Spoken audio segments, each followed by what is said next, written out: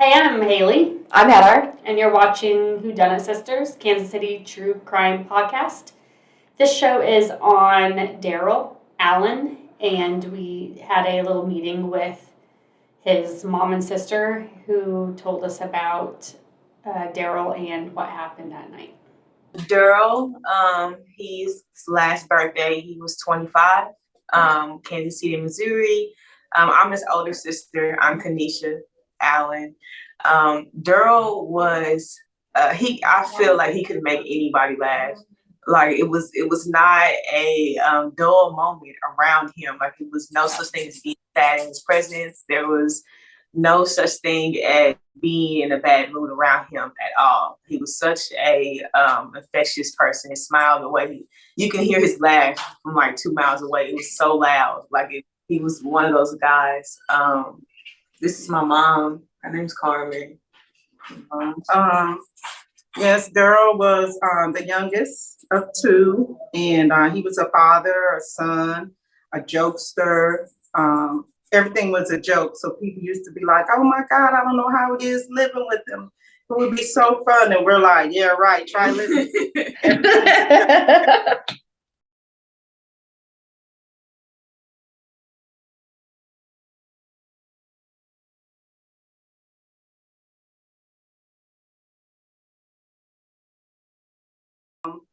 So May 16th, 2018, or actually the weekend before that, Kanisha and her brother Darrell came to Kansas City to visit me for Mother's Day. And he was really into bodybuilding and stuff. So he had been following this trainer in Kansas City. They had been communicating and stuff. And so as you can see by that picture, he lost a lot of weight, got really fit. On that evening of March 16th, I had heard from my son, and he told me that, he was leaving the gym, which was Lifetime Fitness out in Overland Park. And he was supposed to leave and go pick my nephew up from work. And my nephew, he never showed up, and that's just not like him to use somebody's car and not come pick you up.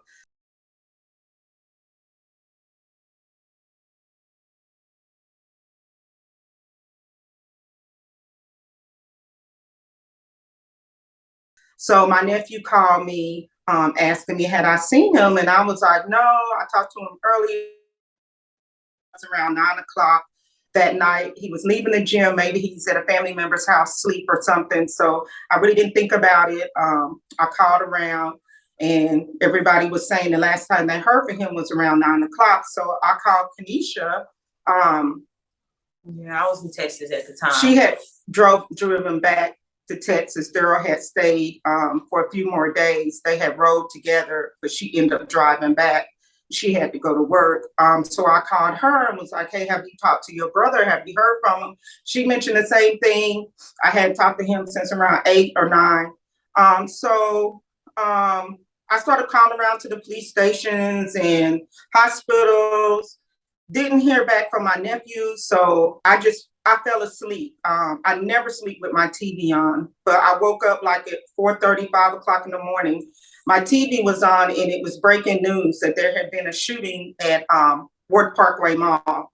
I did not know it was my son. I kept calling, throughout the night. I kept calling the police station after I heard the news, and because they kept saying it was a guy. And so I asked them, did they have a name of a person? And they said no. And I had just gotten on with my niece. She went up to the mall, Ward Parkway Mall, and went in and asked them, like, do you know the individual that was shot up here? And to see if the car that he was driving was up there. And it wasn't. And the man inside the gym said that the family had been notified. So I was like, okay, it's not him. Where is he? So about 7 o'clock that morning, I got a call from a friend of mine, and she was just hysterical saying, I'm so sorry to hear about Darrell. And I'm like, what are you talking about? House. She had claimed to be his sister, and she had went up to the scene and verified his name and date of birth. So they took her information down. But the police did not check the database or anything for him. They just took her word for it. And so when they positively identified him, they went to her house. And I guess when, her mother saw what was going on, she was like, I don't have a son, And so I guess the girl put it on Facebook and she started talking to her friends. Wow. And then that's how I found out when my friend called me. And I was like, no, because my niece just went up there and they said that my family's already, so we don't know where he is. So then she was like, no, she said the detective left their phone number with her. And so I got the number and I called the police station and, they was asking me all kind of questions like birthmarks and tattoos. And it kind of frustrated me because I'm like, I'm his mother. I don't know what went on because his ID and everything was on him, but they identified the wrong family without.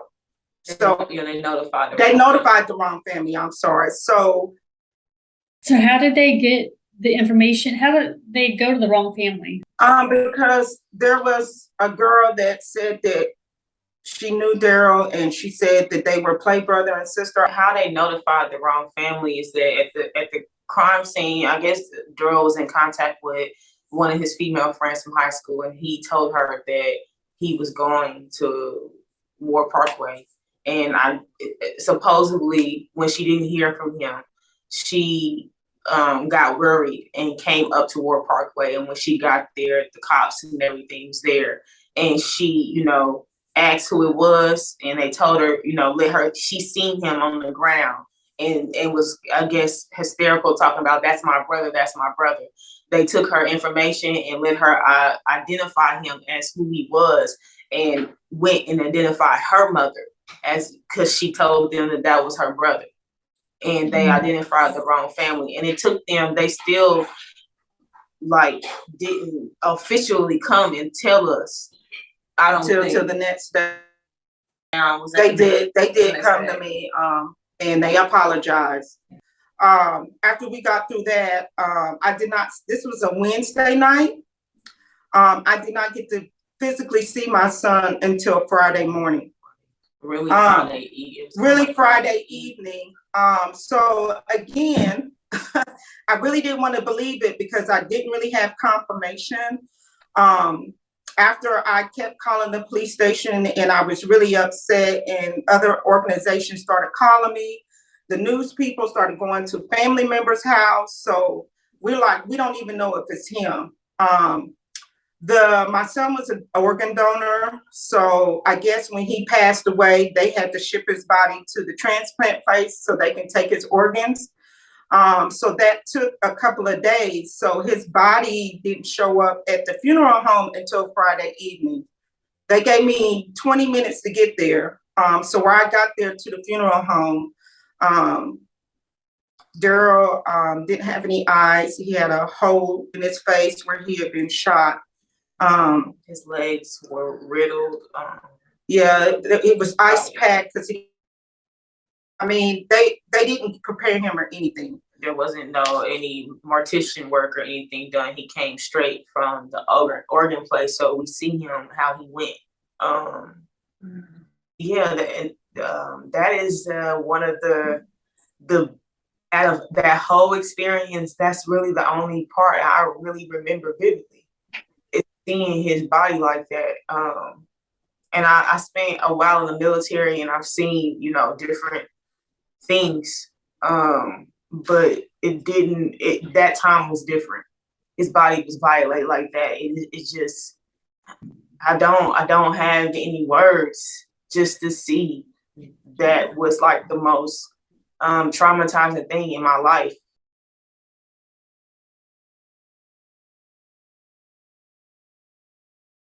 I'm just gonna put his name out there, Darian Moore. He's a popular training in Kansas City. I guess what happened is that when Darrell left Lifetime Fitness, he was at Lifetime Fitness. I guess Darian texted him because they had supposed to been hooking up so they can train out together. So he texted Darrell and was like, "Hey, you want to do some backs tonight?" And Darrell texted him back and was like, "I'm already at the gym. Come out here to Lifetime Fitness and I got you." And so he was saying that he was at his mother's graduation in at the Silverstein Center in Independence, and that his car wouldn't make it that far. So he told my son, why don't you meet me at the Ward Parkway? Now, it was just odd that my son just wouldn't go to the Parkway. That's what was confusing to us, is because last time I talked to him, he was leaving the gym. So why would he go to another gym? Right. So from my understanding, the time frame was, I heard from Darrell at 9:09. From what we saw in his phone, Darian texted him and told him he'll be there in 15 minutes, that he was on his way. Darrell died in 15 minutes. From my understanding, a dark colored car drove up. Two guys had white t-shirts over their face. They got out, chased Darrell through the parking lot, shot at him over 50 times. And he collapsed. He ran and collapsed right up under the stair steps, I think by the Old Navy. Yeah. Have video. The problem is right now is that nobody will talk. They just need an eyewitness. But the people who invited him are the guy that would want to work out with him. Mhm. And the only other person you thought knew at the time was that female? Yeah, Like was the Brenda? female. Yeah, those are the only two people. And they knew each other. Yeah, Those two people knew each other. They were all. They have a lot of people in common. So yeah, there was the only two people who knew that he was going to a second gym were those two people who were at the crime scene when the police were there as well too. So it was obvious that he was set up. But they had, I'm not really sure. They're not.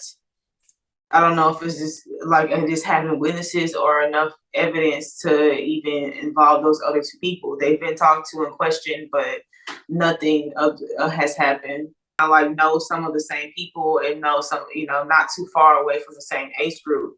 And there is just so many different stories. Some stories that didn't even seem like my brother. Like what person are you describing? So it's really kind of hard to know the motive because at the time that he was killed, me and him were living together in Texas, and we had been living together for 2 years already together. So it's really like a shock to us because anything that it had to be over year if he did anything, if it was directly, it had to be years ago because of how he wasn't living there anymore. Right. The case is still unsolved. I relocated to Texas, so I still kind of keep in contact with the police department on the case. And we're just hoping to get his case out there. Maybe somebody will come up and come forward. There is a $25,000 reward for any tips leading to an arrest of somebody. So we just pray every day that, somebody will speak up. And I know, a lot of people say, what is justice? Justice to me is, I know that even if somebody is charged with his murder, it won't bring him back. But that's another individual that's off the street that can probably save somebody in your family's life, or that person can't do it to anybody else. So that's why I stress the importance of speaking up and the difference between snitching and doing what's right. I think there's a huge misconception of a snitch. Right. From back in the day, a snitch was if you told on somebody to give yourself to gain for your own self, or you snitch on somebody so in return you get less time or you won't be charged or something won't happen to you. Doing what's right is taking charge of your community and coming together as one to let these kids know that what you're doing, there are consequences. Because I think right now in this days, they know that they can do pretty much whatever they want, depending on their status or who they are, and nobody will talk, and they get away with it. 100% agree. You're right. My Mother's Day would never be the same. I wouldn't want my worst enemy to walk in these shoes of losing a child. It's like you lose a part of your heart. That's something that's missing that you can never get back. We're not supposed to bury our kids. And it's just sad these days that that is what we are resulted to, is black on black crime, and worried about when we go somewhere and it's younger people, that we have to be worried about our safety because they have no consequences.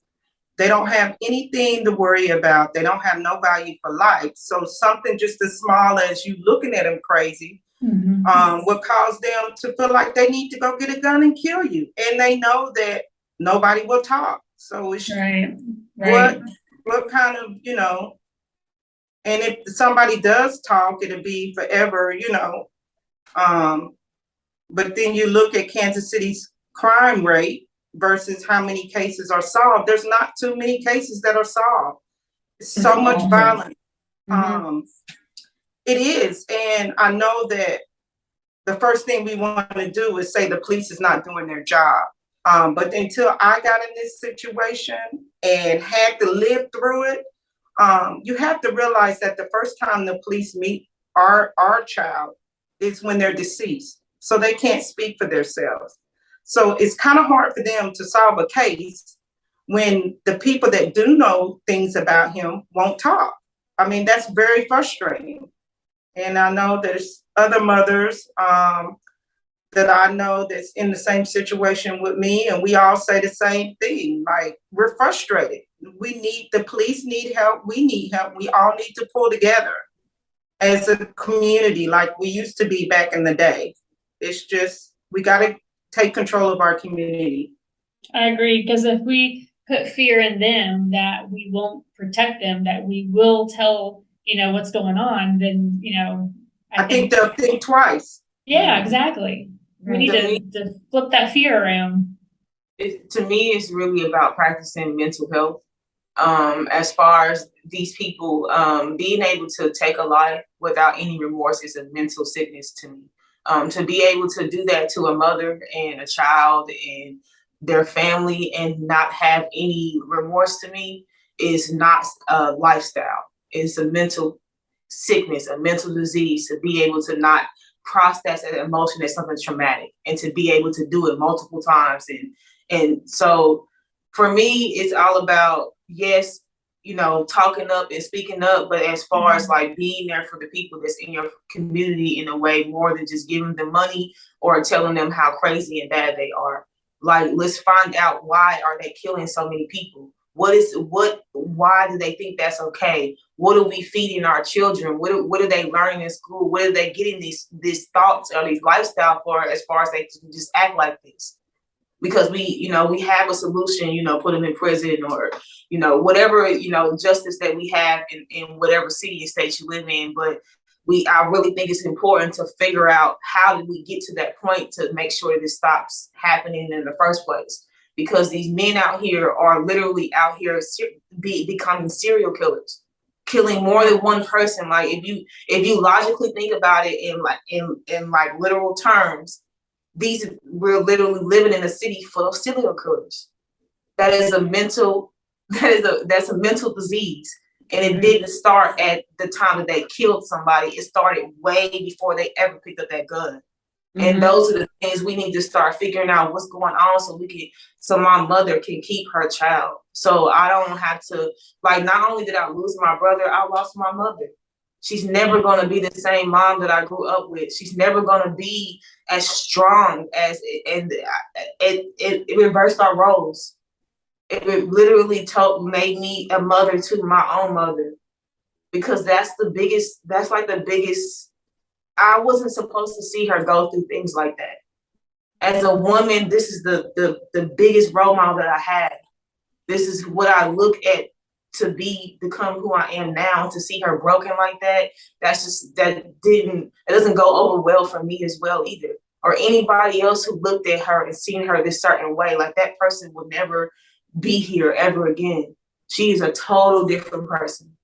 She's still my mom, and she still has things about her that's very familiar to me, but I'll never have my mom back again. I'll never have my dad back again, ever. My brother is gone, and now I have to, literally, it forced me to deal with things that I wasn't quite ready to deal with as a young adult. It does. And Darrell did have a son who is Dylan 8 now. He's in the 3rd grade. And our hope is that one day we do get to spend time with him, and see him and love on him and feel my son's presence. We were very involved in Dylan's life before my son was very involved in Dylan's life. Unfortunately, after he passed, it's just, It's strange. it's strange, yeah. Yeah. So I'm so sorry. we do get to talk to him. He does video call us every now and again. That's just a constant reminder of, it's hard to move forward when you still have road stops like that, like something as simple as seeing our only grandchild. That's all we have left of Darrell. It's his friends, it's his son that looks just like him. And we can't even be a part of his life. He acts. It's like having a little brother all over again. He acts just exactly. like him. He's so annoying. It's like him. He's the epitome of a little brother, and that's literally how when I look at my name, that's literally looks like my brother as a little boy. It does. It's like the horror of little brothers all over again. I love it, and it's just like crazy all at the same time. It's almost like it's Darrell's spirit in Dylan's body, because sometimes when I look at him on video, I see my son's eyes, and I'm like, oh my God. And just as he grows, we might go a few months from hearing from him, and then just to see his face, and we're like, oh my God, look how big you are. Yeah. Like, the more They changed goes so away, the more- yeah. I just want to add, like, the fact that my mother has people like you and other outlets that come and try to soften this hit is so, like, it's like a blessing to me, because there's a lot of people who go through this alone, who don't have the education to understand that there's people out here that really, really care about what happens to your child after they die. There's programs and people out here that care, or there's other women out here who know exactly how you feel. I don't think my mom or any of my family members would have been able to like function through this if we weren't around so many people who understand. And that is sad, but it's good at the same time. Like, it's really sad that my mom has a group of over 30, 40 women who's all lost her child. That's so sad, but it's also a great time for her to be around women who truly understand. Right. So if anybody time to donate to these groups, to do anything you can have to help people who take the time out of their days to help grieving mothers or grieving family members try to figure out what happened to their family member. Because like you said, Kansas City's crime rate versus the success rate doesn't even make sense to even put them together, because there's non-existent. And so it really takes us, these crimes get committed, and they take us, people like us, to be solved, because we know how the culture that we are is not so easy for people to talk about what's going on and what's happening in the streets. So I really thank you so much. It's really like the Dunnit Sisters, the Mothers in Charge, Corey's Network, Robert and Shelley, they're great. Rosalind Temple with Casey Mothers in Charge, and also Monique Willis, and she's with Walk a Mile in My Shoes. Her son was murdered, and she started an organization also. Although I live in Texas now, I still support Kansas City. I still try and participate in the organizations if they can do it virtually. They have not forgot about Darrell. If they have a walk or something, another mother will hold his picture up or represent. So just because I left Kansas City, they have not forgot about me or Darrell. They still include me and stuff. And actually, that's how I found out about the two of you, is through Corey's network. So we appreciate you. Thank you for all your hard work. I've watched every video on your YouTube. And it's wonderful, every video, and I've just been talking about you, and I just thank you so much. That means a lot. Thank you for your support and your time and your dedication. Thank you, I appreciate that. You're welcome. Okay, right in. What was saying after? Oh, right in. 2 people know. I mean, we're set up. Okay. Okay. It's obvious. I mean, Yeah. it's obvious. 2 people knew that he was heading to Ward Parkway. And those 2 people, right, those 2 people need to come forward and Tell the truth. tell the truth about, Because- yeah. Yeah, because they were already, they said, talk to, and like go. Even if they didn't have anything to do with it, they would know who else knew that he was heading there. Because the family didn't know he was heading there. No. Because he doesn't go there. He just worked out at the place he usually works out and was asked to go to the other one for Yeah, he was some weird hunted reason. down. They chased They him chased him. down. I mean, They look like idiots with the freaking shirts over their heads. I'm hoping one of them at least fell. Hiding your face. Little pussy. It's just torture. And then He's running for his life. And everything that we say, and we always repeatedly say, Kenesha and Carmen have said, like the snitch word, it's you're not a snitch coming forward. You're doing the right thing. It's what's correct. It's what's the right thing to do. I don't think I could live with myself. I mean, it's the fear. I think the thought of being able to give peace to a family and Right. well, unless you had something to do with it. Well, I don't even understand how you can hear something and then not come forward with it. I mean, if anyone ever said to me, "Oh my gosh, guess what happened? I know somebody who did this." No, you don't just, and then 6 years later you come forward about it. Well, 6 years ago I heard about this. That's not what you do. You do the right thing, because if that were your family member, you would want someone to do that. He's running for his life, and then his family had to find out about it on Facebook. What gets me though is that the person was so big on posting that on Facebook, but she couldn't have called his mom and told. I mean, Or at least tell the police the truth about they're not family. I mean, because even if they didn't have the mom's number, well, the police could have found it. yeah. I mean, just they say, hey, no, database. I was his friend and really his mom and sister or whatever. No. And yes, the whole setup, it's just wrong. It's great that Carmen has her daughter. She's stepped up to help her in a lot of ways, and that's great that she's able to have someone like that. They're very sweet ladies, and when we were talking to them, very, very nice. They're very sweet people. And they deserve to have justice for him.